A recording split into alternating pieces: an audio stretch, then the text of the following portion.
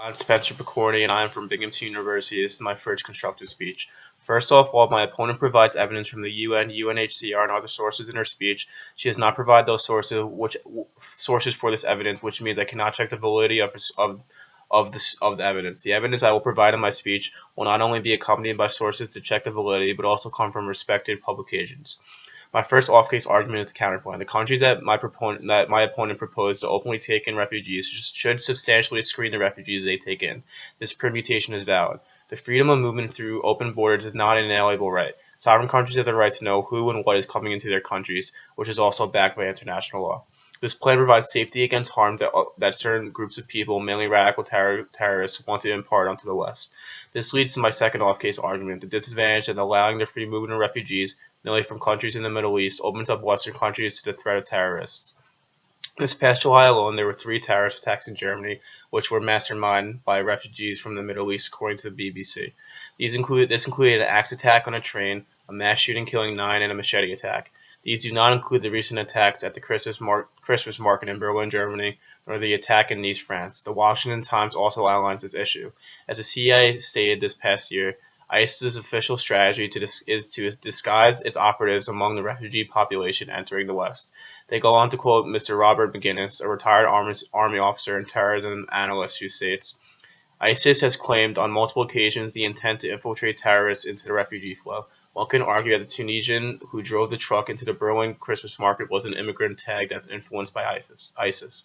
Now I'm going to move on to her arguments. My opponent states that the U.S. agencies and other Western agencies have been irresponsible and pulled out of these countries, which has led to the refugee problems. However, if the irresponsibility of Western countries has caused these problems, then allowing the free movement of refugees does not solve these problems.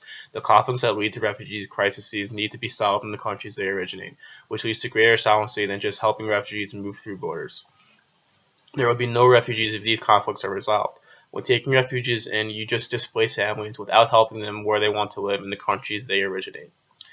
In the new countries, refugees are also subject to more racial persecution from local populations, which is what they search to flee from in the first place. Also, merely providing humanitarian aid does not create true solvency. In fact, it only provides fake hope and satisfaction for those countries providing the aid that they are doing the right thing, while the main problems continue to persist.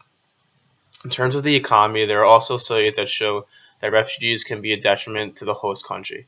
Dr. Richard Parsons, an independent social researcher specializing in the social and community dimensions of business, outlined the economic implications of refugees upon the host accepting nation in his article Refugees, an Economic Burden or Opportunity. This article focuses on Australia. Australia settled over 700,000 refugees from 1945 to 2011, and around 60,000 more from 2011 to 2015. A common assumption about refugees, as noted above, is that they take more than they give. Comparing various migrant categories, the Australian Bureau of Statistics in 2004 held that 43% of migrants on humanitarian visas received their main source of income from wages or salary, compared to 39% from a government pension or allowance. The comparable figures for skilled migrants are 70% and 6% respectively, and for all migrants, 58% and 16% respectively. This suggests that refugees are disproportionately reliant on government benefits. The IMF also outlines the economic impact of the refugee crisis on the Middle East and North Africa. The economic costs are not to be confined to countries directly affected by conflict.